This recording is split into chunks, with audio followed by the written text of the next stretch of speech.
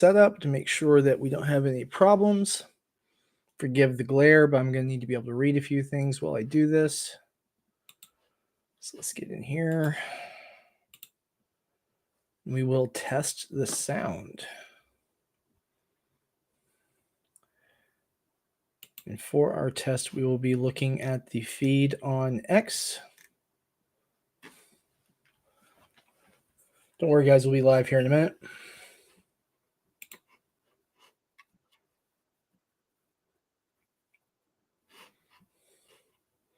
Cool. All right. We are live. Everything looks good. Sound looks good.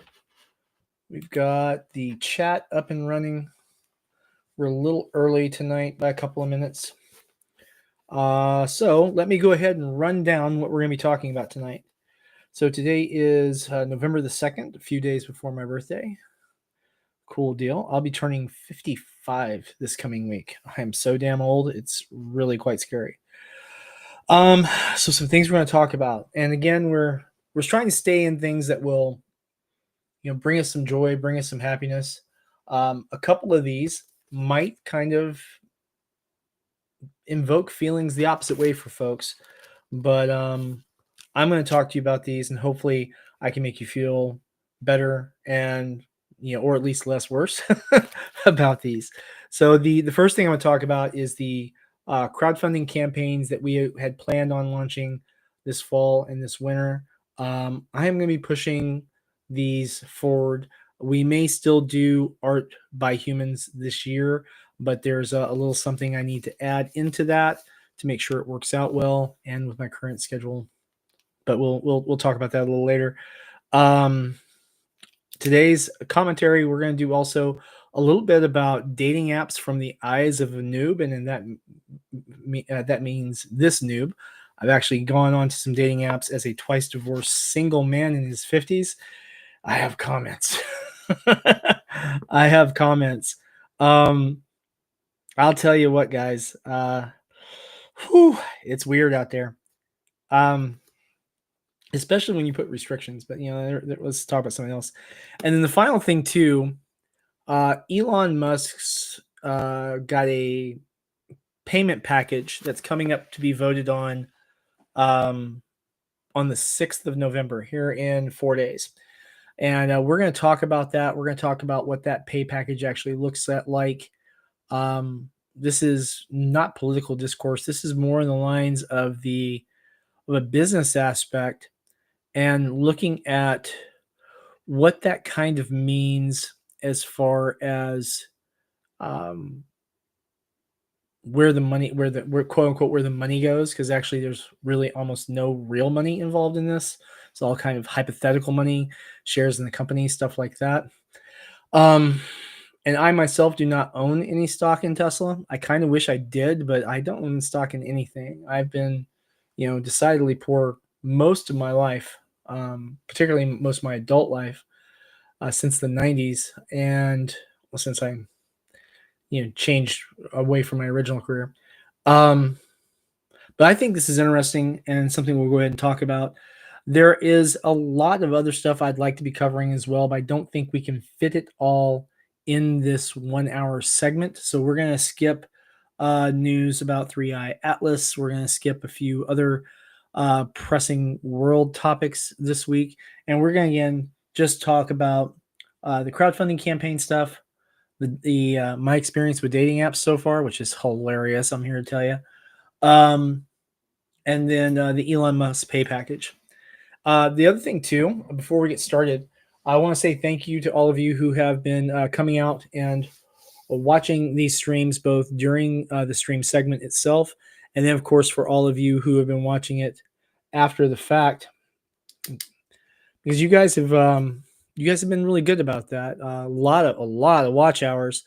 Nothing in the grand scheme of things compared to like real streamers or whatnot, but as someone who's just sticking his toe in the water and getting used to it and trying to figure things out, it has been really incredible to see folks coming out and actually hanging out with us. And we're still really only getting questions through DMs. I don't know if that's something I've messed up. I know we've gotten questions directly from, friends of mine like Pete Vasquez and a few others. So certainly looking forward to hoping that we can maybe see some more people interacting. It just is very encouraging to see that type of discourse. The DMs are, of course, still open. I'll still be answering those. I'm just not answering as much on stream because I find that I tend to lose my train of thought if I do. Not quite skilled up on this enough yet, but we'll be working on it. So the first topic today, because I think we're at the 9 o'clock mark or maybe a little beyond it. Have to put the glasses on so I can see. The first thing to talk about today is going to be the plan for the coming crowdfunding campaigns. So in the past, there have been 2 campaigns where I launched earlier than I really would have liked to. And we got those fulfilled and everything was fine. But I really am a big fan of having things as prepared as possible. Now, we're going to talk about Art by Humans first. So Art by Humans, of course, is our magazine that we're looking forward to debuting. This celebrates, actual human artists, the actual creative soul and things that matter. Gives examples of art that Sinopa has commissioned, and in case of some stuff that Pete Vasquez has sent us, some things that he's volunteered to showcase the creativity of the human soul, the human spirit, and the artistic vision. And just to reaffirm, as long as I'm alive, we will not use AI generated art for commercial purposes, right? We might do something to test concepts. I've done that a little bit before with some animated sequences to see how that looked, or sometimes I just play around with it to kind of clear things in my mind. But for anything that we're going to put out commercially, it's going to be produced by human hands. But the thought from Art by Humans is just that, putting human hands to work and creating art and getting it out there. The art on that's done. I've got the Q&A back from the artists, but as a lot of you guys who follow me know, it's been a pretty rough year. We had the death of my stepfather in February. I had a cousin who died in the summer, and then my father died August 31st. So it's been a little rough. The big thing is I've been adjusting to a lot of things that, there were some other needs on my time that came up as a result of some of these folks passing. But the other thing too, and I'll just say it right out, with my father's passing, I am not really done grieving yet, and I don't know when I will be. But my father wouldn't want me to linger on it, so I'm not going to linger too bad. But I'm going to take my time and have everything absolutely ready to go as we release these next few projects. I don't want to miss something in my project planning or my campaign or my fulfillment execution, product development. I don't want to miss anything that would be damaging to the reputation we built. And more importantly, really, I want to make sure we're putting out the best work possible for our fans. Because at the end of the day, I'm very fortunate that over the last now 8 years, we've built up, this small cadre of people who are just absolutely incredibly supportive. And I want to make sure we're doing the best work possible. And we have our first comment is Pete. Pete says, hate to say this, you never stop grieving, but it changes, and he's always going to stay with you. Thank you, Pete. I appreciate that. But I do want to make sure that grief doesn't get in the way of making the best possible product. I don't think my dad would appreciate that if I let that happen. And I don't want to see things drop. And I've got, the content from you and everyone else. I just need to finish tuning it up and get the proofs made. And I want to put proofs in all the artists' hands before we get ready to launch. And I'd like to get, video from everyone as well with those proofs. So it's going to take a little bit. We could have launched in August, and we could have been fulfilled in October. But I would have been rushed on the layouts, and I would have been rushed on getting the proofs done, and I would have been rushed on the promotion. And I really don't want to rush it. I want to do it right. I want to make sure that we hit each of these campaigns with the highest degree of proficiency possible. And the other thing too, and this, Pete, you probably are aware of this, even if a lot of other people aren't, is that when I launch something, I think it reflects on me, and I think it also reflects on the artists I'm working with. And I really, really don't want to be someone who causes someone else to look bad. So I just do the absolute best I can. And by the way, Pete, thanks for coming out to tonight's stream, man. I always appreciate you. You're freaking awesome. The other campaigns too that we've got coming out, much the same. I want to make sure everything's done to the highest degree possible. So the Sinopa Omnibus series, we've had the art from that for a few years now. I have rewritten several of these segments over and over again. Um, and I think I'm done with the rewriting. I think I'm going to just go ahead and take it and get it done, and then probably go ahead and get started on Omnibus 4. And I may actually do one campaign for Omnibus 3 and 4 together, which is something I haven't done before. I don't think it's going to be that big of a deal, really, as far as any type of logistical difficulty. But I think it'll be good to get that content out and into people's hands, so that they can enjoy it. And I want to send out some copies to the folks who were supporting our Patreon.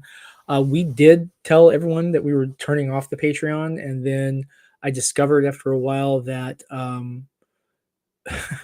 if people don't stop their pledges, apparently it keeps pulling their money. So I go in periodically and I refund folks' monies, and I tell them, hey,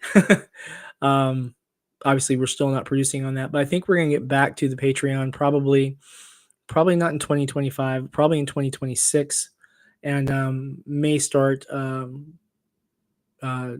some more content out on Substack, which I've missed a month of creativity on Substack again with the recent stuff we've been going through. But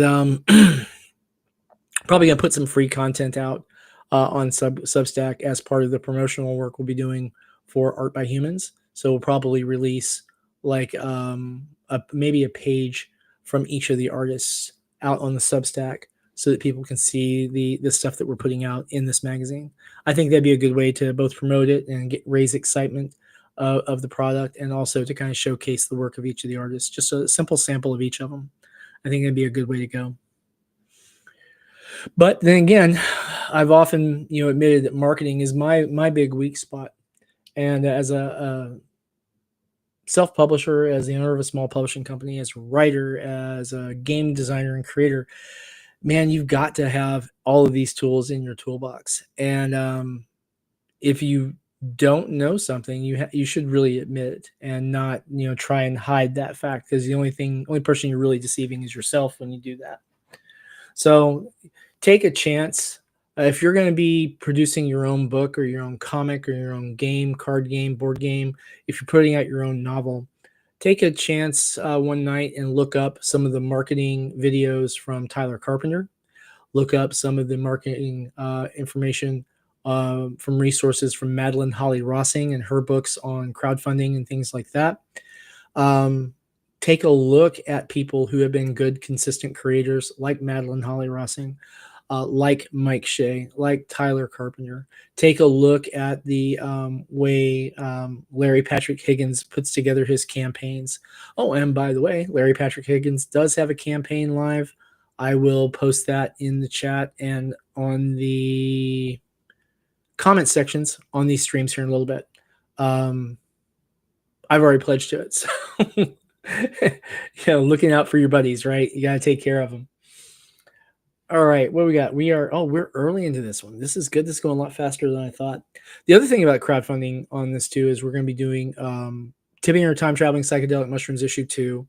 The artists who are working on that are pretty busy. I'm going to try and get at least 3 or 4 more pages done on that issue before we are ready to launch. And then 47 Furious Tales. I'd probably like to get about half of that book done before we launch. So starting in December, I'd like to get probably 2 pages a month done for the next few months from Alexia. Go ahead and get those ready, and then do the launch for issue 4 next year. If possible, I'd like to get the whole book done in advance so that she can get ready to work on issue 5. But really want to make sure that we get our first comic book series well and truly done. Nick Capone is almost done with Reign of Ages issue 4. We will be launching that campaign, and my plan is to have the book completely done, including lettering, before we go live, so that all we're doing is ordering the books and getting that fulfillment out. The big focus on Reign of Ages is going to be to get 4 done and then finish the introductory arc in issue 5. And then starting with issue 6, we will be changing the storytelling style so that every issue of Reign of Ages will be a fully self-contained book. And we'll have a little announcement about that at the end of fulfillment of Reign of Ages 5, which I hope that 4 and 5 can both get done next year. And I think we have a very, very good chance of doing so. The other thing too is that most of the people I know who are doing crowdfunding for their books are reporting that they're seeing far lower engagement and pledge levels on their campaigns across the board.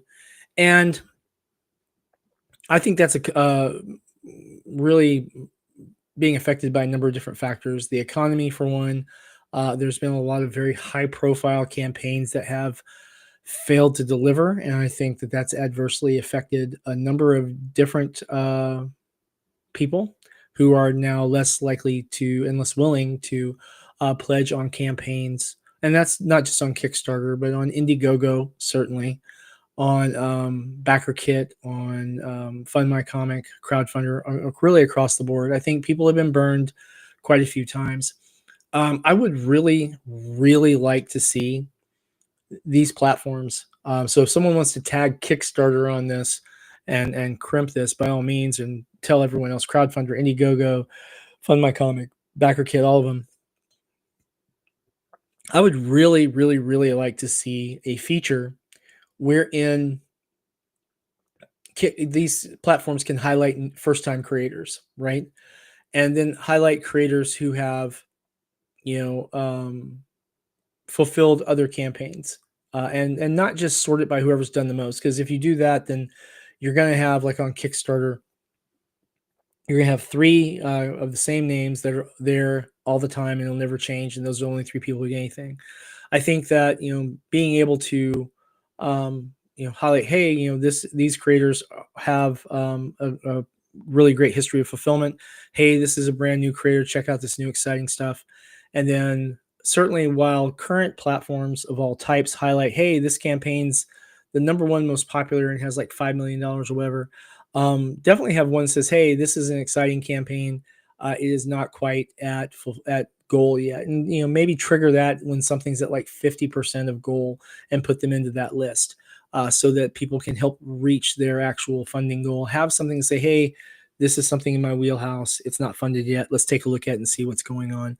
Give people a few easy options so that they can search out new and exciting products. I think it'd be kind of cool. We're getting a little far afield of what the original topic was on this with the postponement of some of our crowdfunding campaigns. But the big gist of it is, I think that, crowdfunding currently is taking a little bit of a hit. So for that reason also, I think postponing some of the campaigns to give me some time to optimize them to the best degree possible is of course important, because Sinopa operates as a business. We are oddly enough profitable right now, which is weird when you think about it. We haven't really done any crowdfunding this year. Weird, right? We haven't done any crowdfunding this year that was successful, but yet we're still profitable, and that stems from sales during conventions, sales on the online platform through drive-through, and then through direct sales to some of our supporting retailers who are still buying comics that we put out in 2019, 47 Furious Tales, and art prints and things of that nature. It's a great position to be in. But yeah, being smart about things, not rushing to production, being mindful of the campaign promises, and being really sensitive to the needs of the backers, making sure that when we launch, we have the best looking product possible to the highest quality production possible, that all of our supply lines are in fact intact. By the way, and I guess I should tag him here, quick shout out and thank you to Neon from Clownfish TV. Thanks for pointing me in the direction of a supplier for pens. I think we're going to do some holiday pins next year for Christmas, for probably for the 4th of July, and then maybe for a couple other holidays. We'll see what it turns out. Maybe Halloween. That might be a good three holidays to do. Do one for Halloween, one for Christmas, one for the 4th of July. I think that could be pretty cool. Maybe the 4th of July will have like little exploding goblins or something like that for pins. I think that would be kind of cool. Or maybe patches or something. Something amusing and colorful and fun to do. Always something. And then we've got new test prints in for our new product line in a new industry that we're going into. But my design was a little off, and so I'm making some corrections on that. And then we'll be showing those off when the new test items come in. Probably the end of November, first week of December is when we should have those. All right, so a little extra topic. And now for the noob content. Okay, so one of the things we're talking about today is dating apps. God, I never thought I'd be talking about this. So I am twice divorced. Yep, twice divorced. I've been single since 2018, right? Yeah, 2018. And the funny thing is that being single is pretty damn easy. It's not hard to be happy when you're single. But if you decide you want to go out with someone somewhere, then normally I go out with friends, and that's fine. But I found myself the other day, and I kind of wanted to go out with someone who was not just a friend. I kind of wanted a fun, like, dating experience kind of thing. And I realized that I have not had any time to look into that. I was talking to my brother about it, and my brother recommended this dating app. And it's, I'm not going to say what it is because man, it's harsh. It is harsh. It is harsh. It is harsh. I have not had a great experience with it. Now, to be fair, I have not paid to subscribe to it yet. I just kind of put my profile together, and I was kind of taking it slow and working on it. And I got some weird interactions. But then, okay, let's see what we got here. Put my eyes back on, right? And Pete says he's recently dipped his toes back in the game, and it's harsh. Yes, it is. I have as someone who's marked my profiles as hetero, right? Heterosexual and only heterosexual, attracted to women. I have gotten a lot of interactions and attentions from people who are not women. So guys, you're not going to change my mind. Okay. So thanks, but no thanks. But it's weird, man. It's weird. But then I was talking to my buddy Chris about it. And he's like, man, don't use that one. He's like, use Facebook dating. I was like, you gotta be freaking kidding me. But it turns out Facebook has a dating dating thing in it, which I was okay, weird. I thought they had dropped that years ago. And so I said, well, it can't be worse than what I've seen already. And so far, at least it's nice to know you have options. Thanks, Pete. Appreciate that, man. I don't know if that's not really an option, bro, but thanks anyway.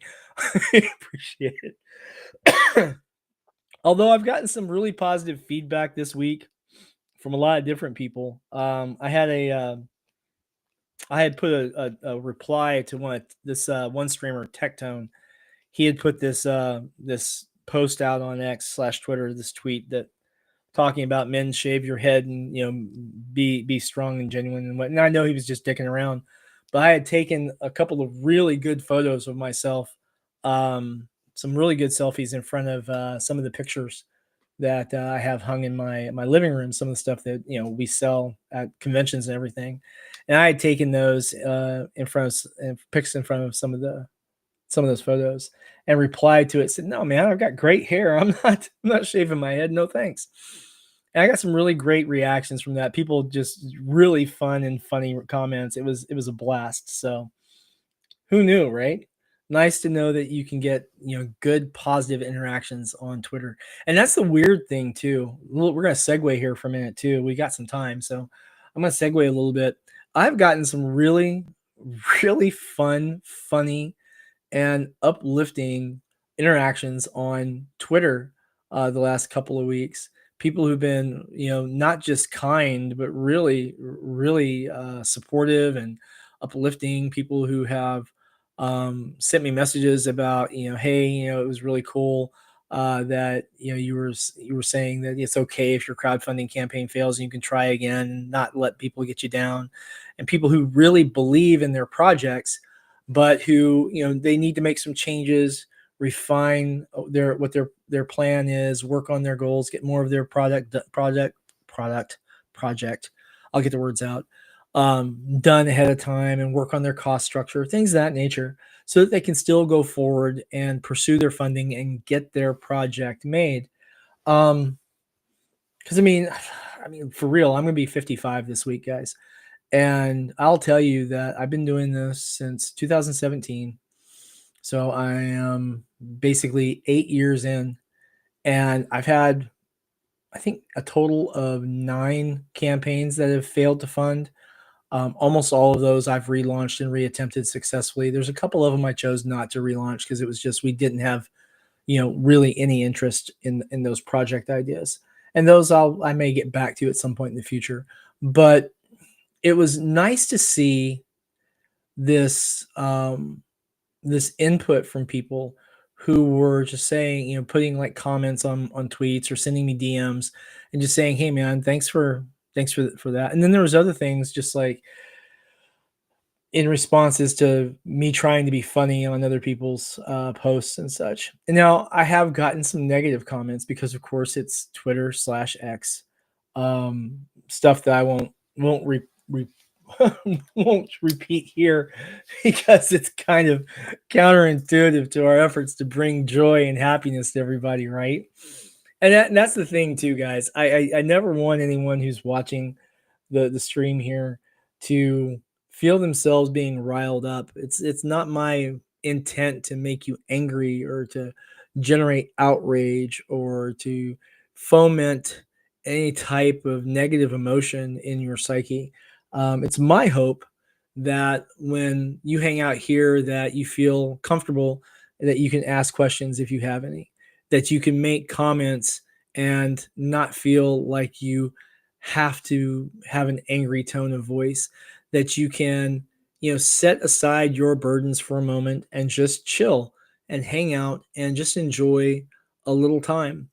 Because I'll tell you, it took me a long, long time to start to find my own peace. Um,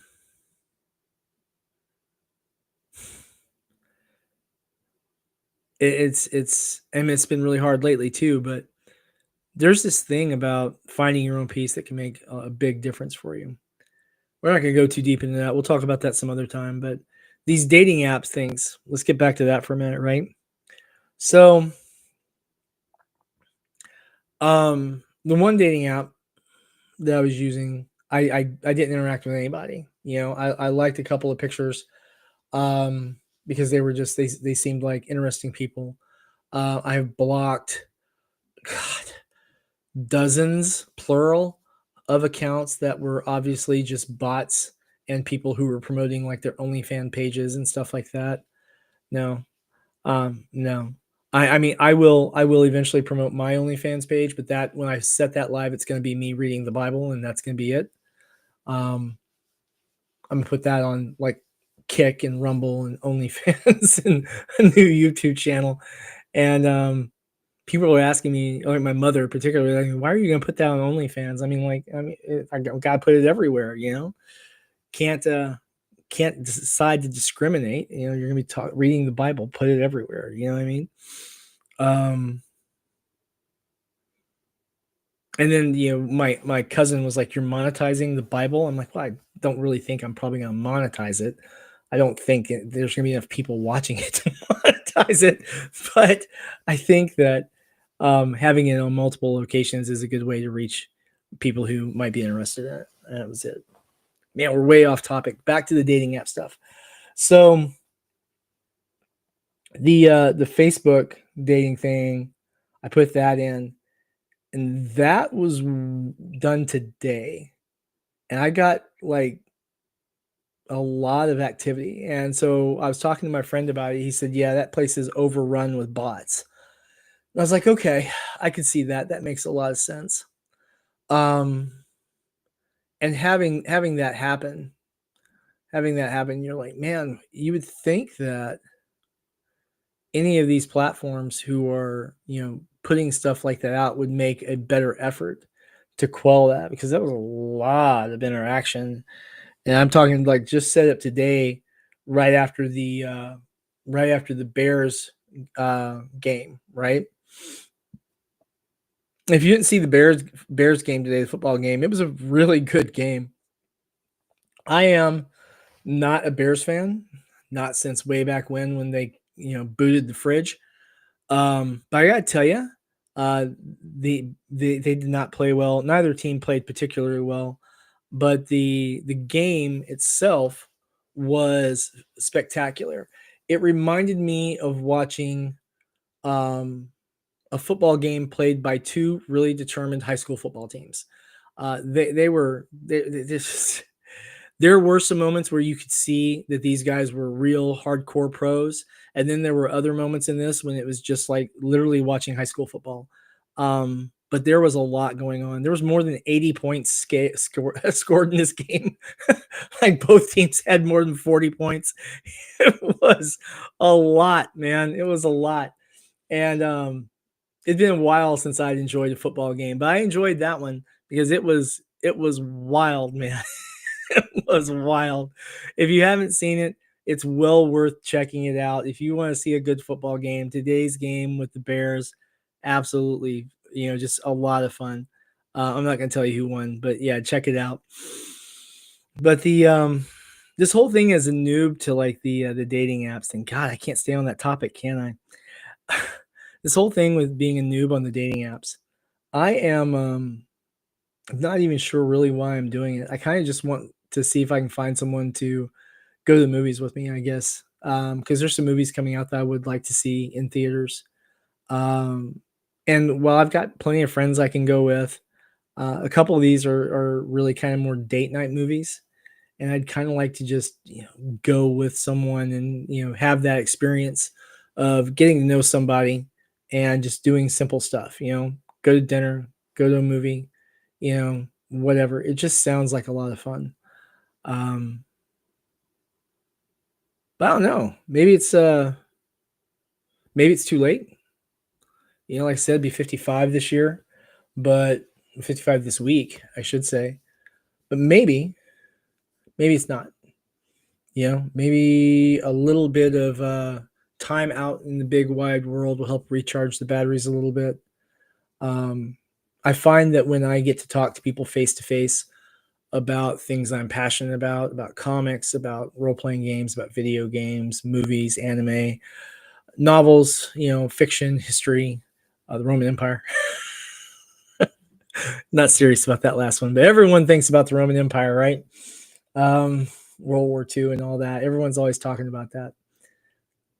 But yeah, that was a weird flashlight. Huh. There's I think that if you are single and you want to, go out and meet another human being, I think that's a perfectly natural response. And I think that taking it slow and easy, as Pete says, dipping your toe into that game, dipping your toe in the water a little bit there, I think there's nothing wrong with that. I think that I don't even think it's a matter of like needs, like emotional needs or physical needs or whatever. I think more of I guess maybe mental is the social needs to have some type of communication, to meet new people, expand your social circle a little bit, even if it is just one or two people who casually, or maybe went on a date with once or twice. Um, I think there's a lot to be said for that, at least in theory. Now, a couple of weeks from now, if I go on a date and wake up in a bathtub with my kidneys cut out, I will definitely have a different opinion. But hopefully that doesn't happen. Am I right?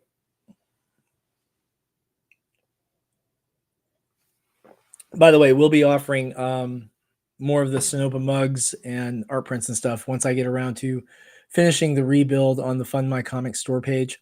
That has been sidelined for months, not through any fault of Fund My Comics, but rather from my own.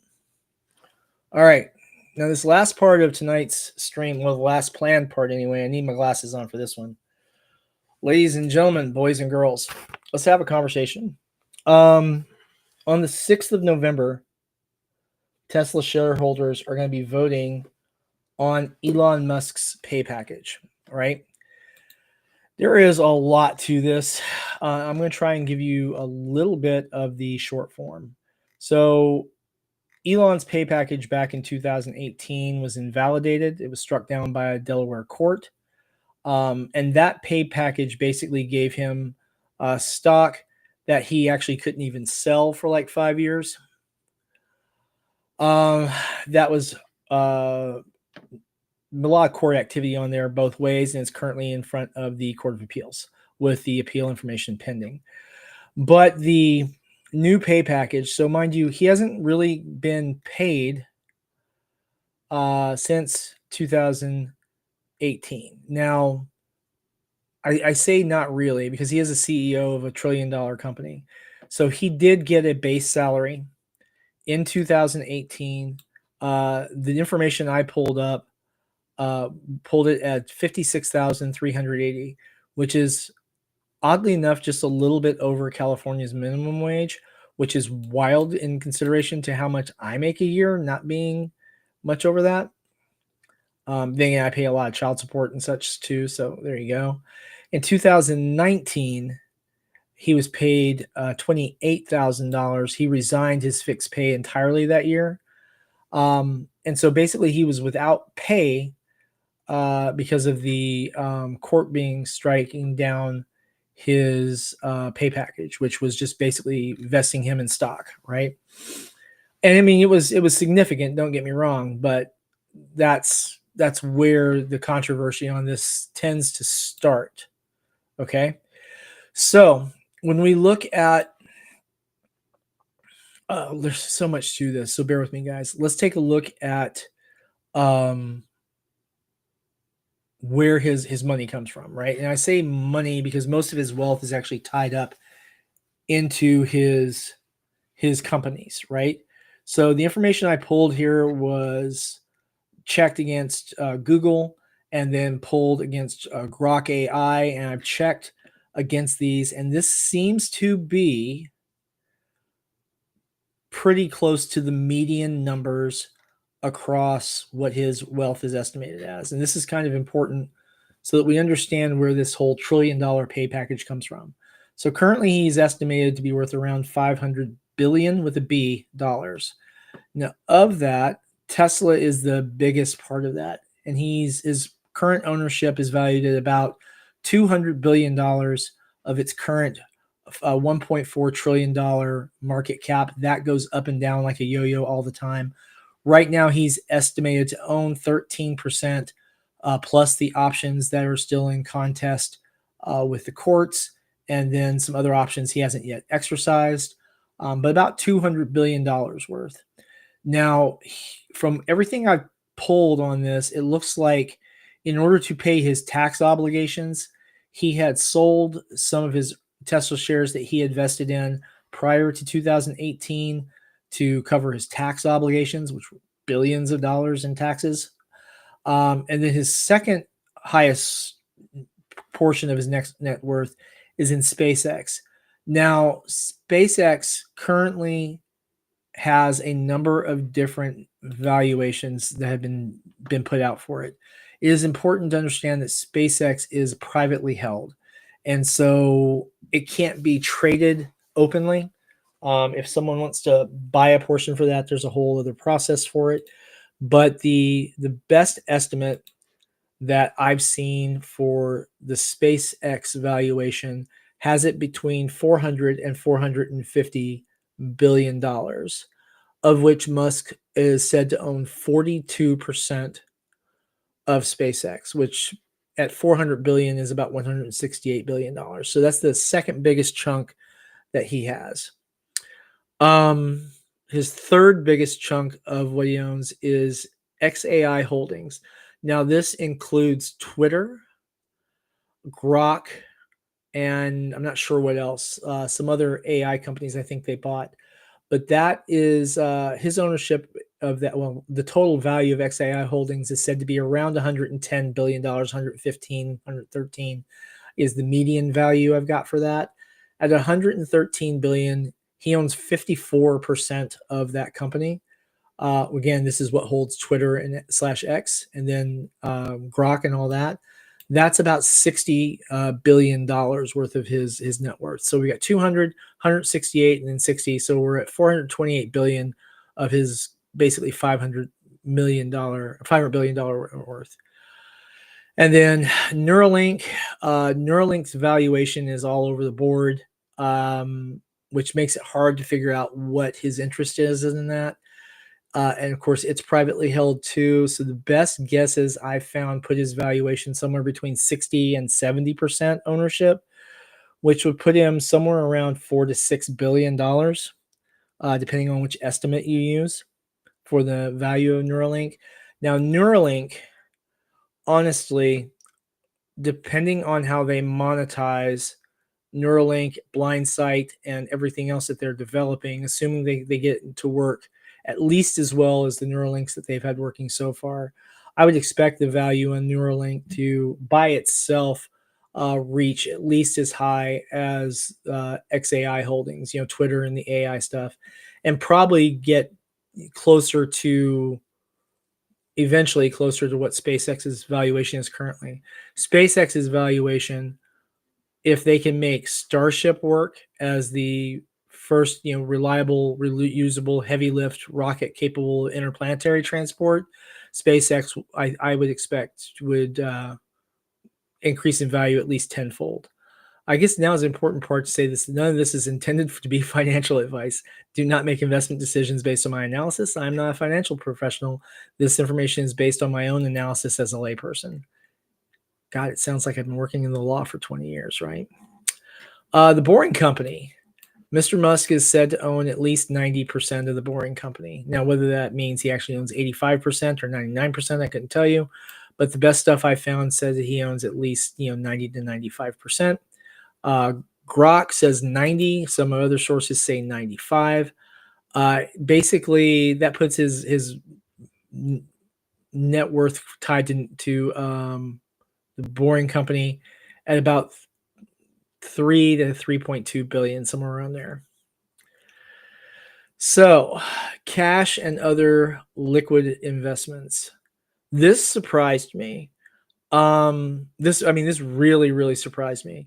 So, the estimate, he had a PayPal sale of $125 million in 2002, plus share of sales and things that are held in treasuries. His net liquid estimates are estimated to be $10 to $15 billion. I have a hard time believing that.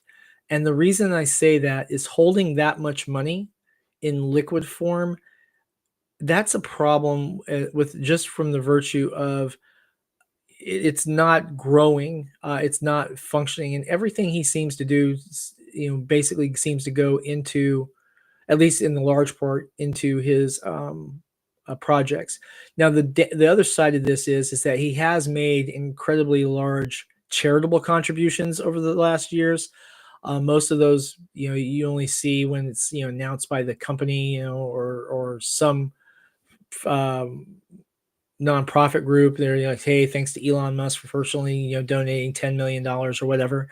So maybe that's coming out of here. Hard to say.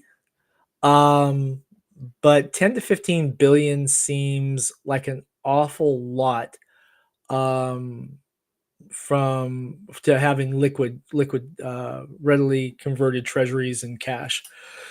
But he is the richest man in the world currently, so maybe it's not so unusual, but just that's an awful lot to have in cash on hand. Cryptocurrency holdings, I was kind of surprised by this. I've seen a lot of estimates on this. I'm going to go with the lowest estimate, which is the one I got from Grok. And Grok says that the estimate is between 500 million and 1 billion between Bitcoin, Ether, and Dogecoin held around $1 billion, which means that amount is going to fluctuate every freaking day up and down like a yo-yo, especially with it depending on what that's divided up by. Real estate. While he doesn't own a home himself, he owns other real estate, I guess is a good way to put it. There's been references to compounds in Texas, which appear to be for particular commercial, and then also places for his family. So I won't dive into that much because I think that's pretty rude to try and delve into. But between that and then properties he holds directly in Austin, Texas, and nothing else I could verify. Apparently, he sold his the mansion he used to have in California back in 2020, which makes a lot of sense because he was getting out of California. But his current real estate holdings, I'm seeing estimates from 700 million to 1.5 billion, with Grok saying that it's 1 billion. Let's go ahead and use the low estimate on that, the 750 million, just because that's just kind of a lot of real estate. Let's err on the side of caution. Some of his earlier residuals and payouts. The Zip2 sale was in 1999, which was $300 million, $307 million, depending on who you ask. And PayPal equity they cashed out. This is estimated at 500 million adjusted for inflation and such, which I think is probably rolled up into his cash and liquid investments. And then investments in Solar City, some of his patents and royalties and things like that, another 400 to 500 million. So he's not hurting for cash, but most of his net worth, as with any individual of billionaire status, most of his net worth is tied up into the business he is invested in or controls directly. So, for example, while he operates as, I believe, the head honcho, depending on what his title is now, he changed his a few times for Tesla. And then he's the chief engineer at SpaceX with Glenn Shotwell running the company for him. And Glenn Shotwell, man, I'm going to tell you something. That lady is savvy. She's done incredible things at SpaceX with regard to, keeping the business running like a business and not having it, fully explode on a daily basis. Because any other rocket startup, I mean, they have a hard time holding on to engineers, but people seem to be excited to work for SpaceX. So always good. So we take and look at this. And again, his number one net worth here is out of Tesla. And we look at his whole thing with this proposed compensation package that they're voting on November 6th. And a lot of people keep saying, well, hey, he's going to get paid $1 trillion for this. And they're like, that's an incredibly disingenuous way to put it, because when you look at it, it actually breaks up much, much differently. So they're going to vote on this. And if it passes, it's actually a 10-year performance-based compensation plan. It's valued currently, and the current Tesla stock price is up to about $975 billion.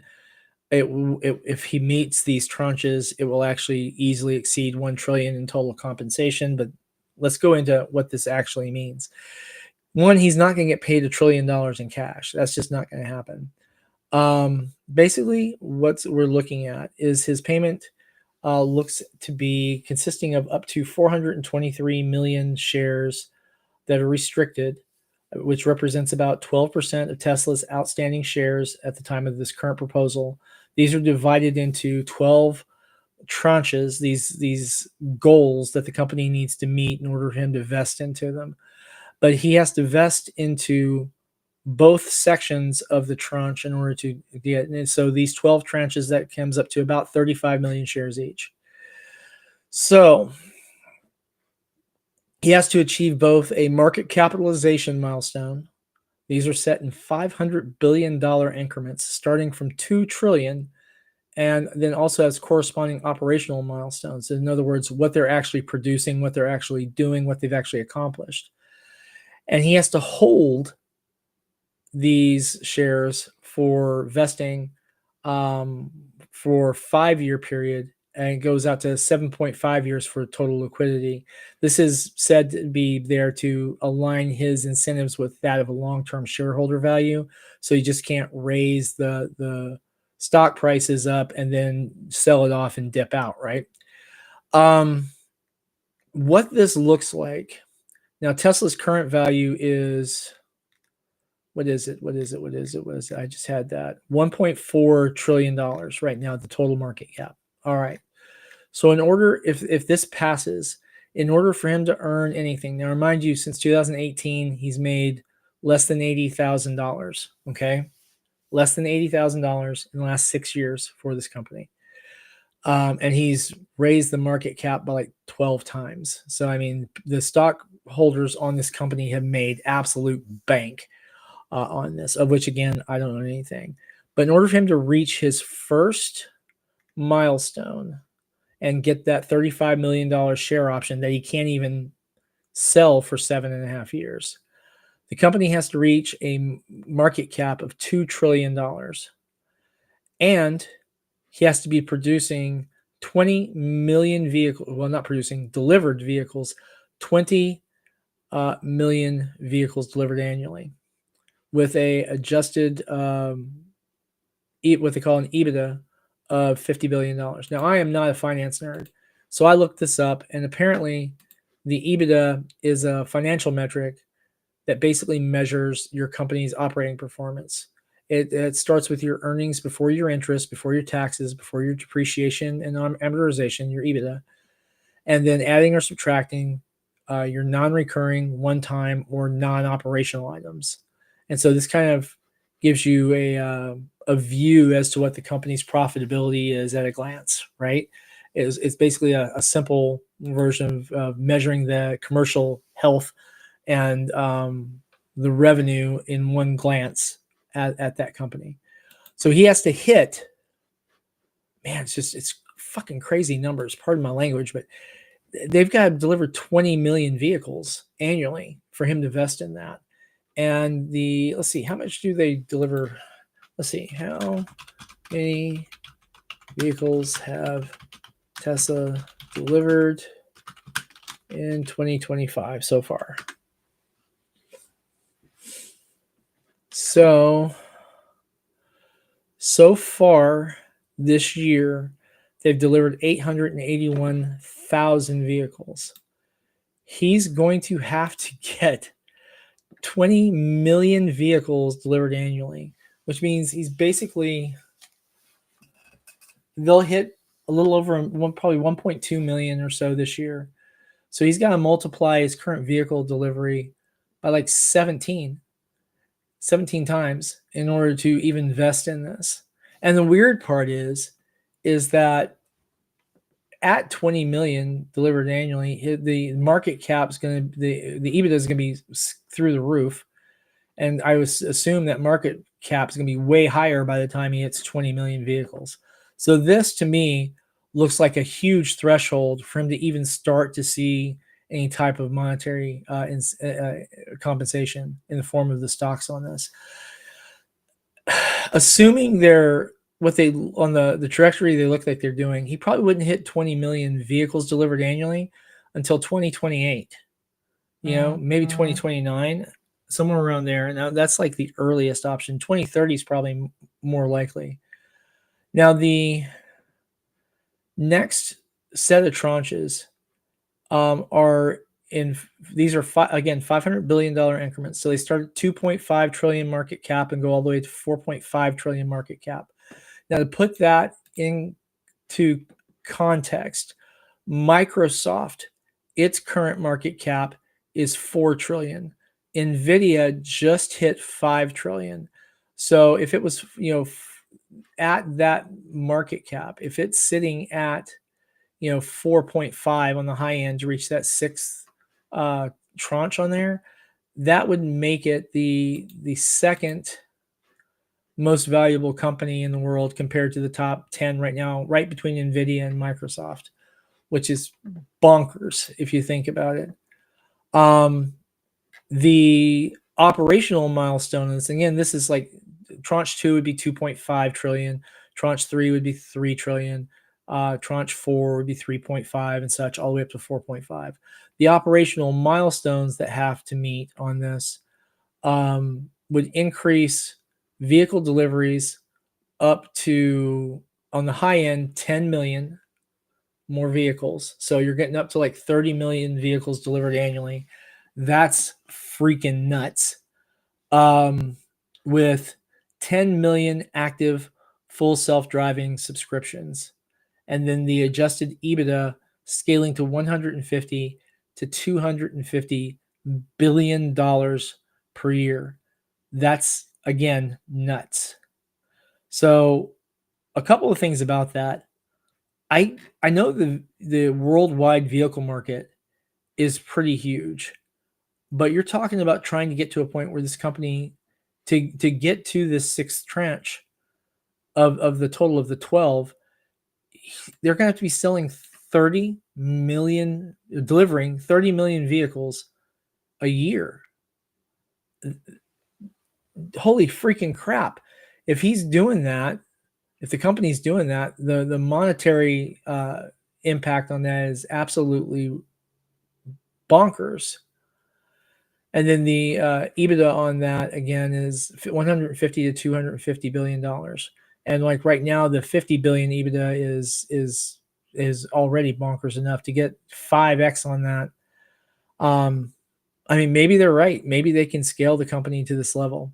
But this next one, the tranche 7, 8, and 9. Again, the market cap milestones that have to be met: 5 trillion, 5.5, 6, 6.5, right?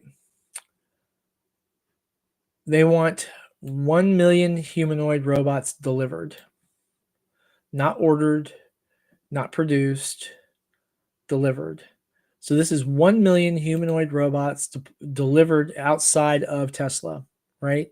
So right now they've got some walking around the plants, and they're training them to do like simple little, hey, pick up this thing and put it in this box, walk this tour around the plant, stuff like that. But they're talking about humanoid general purpose robots that are going to be working in factories and in warehouses and in museums and libraries and other places where they can handle those types of tasks. 1 million robots ordered? That's going to replace 1 million people. I think that you're going to see probably a couple of these start to pop up in late 2026, early 2027. I think you'll see some of them show up in certainly in factories that deal in high margin products, that are things that the robots can do simple tasks for, like moving the box from point A to point B. So I think you'll see it in semiconductor plants. I think you'll see it in places where they're going to need to handle certain hazardous materials and byproducts. I think you'll see them in waste disposal, and I think you'll see them in other places where the human labor cost and the danger to human life is such that this makes sense. So places like recycling plants, I think we'll see a lot of these Optimus, and that will make a huge difference in the effectiveness of those industries. But it will cost people those jobs. But they're looking at a total of 1 million of these humanoid robots delivered to customers, and the adjusted EBITDA at $300 billion and higher. And that's just freaking nuts. Now, people said the same thing about Musk's pay package for 2018, one that the courts threw out, and it's back and forth in court now. But he actually ended up meeting all of the metrics on that list ahead of schedule. So, I mean, maybe it is possible. The 10th and 11th tranche. Now, to give you an idea, the 7 and 9, you had the market cap at 5 trillion to 6.5 trillion. The most valuable company in the world today, November 2nd, is NVIDIA, with a market cap of just barely over 5 trillion. And NVIDIA is everywhere in pretty much every device, well, not every device, but the vast majority of the devices around the world. The 10th and 11th tranche, however it's pronounced, 7 trillion to 7.5. to compare that to current companies, that would be like taking Nvidia and adding Amazon on top of it. Amazon being the 5th on the list, or adding Apple and Google together as far as the total value. It is a absolutely freakishly high number. With 1 million robo taxis in commercial operation, I will tell you that if you've got 1 million robo taxis operating in, like, say, North America, or like 500,000 of them in North America, you have basically put Uber and Lyft out of business at that point. I don't see how they would, but I would think that a lot of these robo taxis are probably going to be bought by taxi services and individuals who want to use them as taxis. Personally, I actually want to buy one so that my mother and my brother can have them at their home, and then use it to take them to, doctor's appointments in case I can't get scheduled off, or if they just want to go to the park and don't want to have someone drive them, or if they need to go to the drugstore or something like that. That whole driverless, fully autonomous vehicle is very attractive to me as someone who has, an older, my mother's obviously older than me. I'm 55. She's, getting up there, having something that she can use that's reliable, that can take her places, or if she's feeling under the weather and wants to get zipped over to the hospital and doesn't want to call an ambulance, I think this is a fantastic idea. And then if you have like a child who's blind or something like that, you can get them a robo taxi that can drive them place to place, and they'll have the same full freedom of mobility of their fully sighted classmates and stuff. And I think that's a really good thing. Although if Neuralink lives up to its promise with their blind sight program, we might do away with human blindness in the next 15 years. We'll see. The adjusted EBITDA at 350 to 375 billion dollars. Again, that's an insane amount of revenue. That's just mind-boggling. And then to be vested in the final one on here, $8.5 trillion market cap, and that's like taking Nvidia and Alphabet and putting them together. I mean, just completely, or putting Alphabet / Google, Amazon and Microsoft, or Alphabet, Apple, and Amazon all together. That's what you're talking about as far as the gross value. Growing Tesla to that level, and then a cumulative 12 million vehicles sold. I'm not sure what that's about, because the others have like 20 million delivered annually. So 12 million vehicles sold seems a little bit of a weird metric on there. This is from the Grok page. I think this is talking about robo taxis, but I'm not 100% sure. Adjusted EBITDA of 400 billion. Now, to put that in perspective, 2024's EBITDA was 16.4 billion dollars. So this is 20 times the current EBITDA that Tesla has, and a market cap of $8.5 trillion. So anyone who is owning Tesla stock on this and votes for this is just my opinion. Again, not financial advice, but the man doesn't get paid in this plan unless he's specifically raising the value of the company to heights that probably weren't even imagined 5 years ago. Now, well, maybe a few people did, I guess I should say, but this is absolutely ridiculous. So take a look at it. If you own Tesla stock, get out there and vote it. Definitely know what you're voting for, because there's some things in here that you just never really came across any of my news feeds. So definitely something. Yeah, not normally doing like financial reviews or anything like that, but really wanted to get in there and talk about this because it was on my news feed a lot, and just wanted to do a little bit of a dive and get into the weeds and see what it was that was really upsetting people about that. Now, if I were a Tesla shareholder, and again, I don't own any of it. I don't have a 401k that has anything invested in it. None of my retirement stuff has anything invested in it. Doesn't affect me at all. But when I look at it, And then I compare that to the CEO pay packages of, say, General Motors or Ford or stuff like that. And these guys are getting millions and millions of dollars for companies that are losing billions of dollars in value. I start to wonder. It's definitely performance restricted. He has to succeed on some really, really freaking challenging tasks. So I don't know. Maybe in a few years we'll see if Elon and his brother and the rest of the team at the board on Tesla can make this happen. Are they going to be able to deliver on it? I don't know. The weird thing is that Tesla's energy department that makes their solar panels and their batteries for commercial, for big industrial storage or anything, they're making a huge amount of profit on those divisions. I'm not sure if it's more than the vehicles yet, but I mean, I could definitely see where they're going with it. And then supplying um, solar energy units to areas that are well optimized for it at pretty competitive rates, and then of course the batteries and such that make that more possible. I tell you, as someone with family members of different native tribes here in the U.S., um, I would like to see uh, some more solar, especially in some of the southwestern tribal regions, to help with maintain power in some of those areas that are prone to having problems, and some batteries out there to help keep the lights on. Um, just as a matter of energy security and safety for the tribes. Just an idea out there, guys. But man, we really rocked up the time tonight. Again, thanks to everyone who's coming out and watching these. Pete, thanks for interacting in the chat. Appreciate you, brother, as always. I hope you're taking names and kicking ass with your art like always. And folks, just remember, wherever you are, please do take the best care of yourself you can. Make sure you're taking your vitamins, your medicines that you may need. Stay hydrated.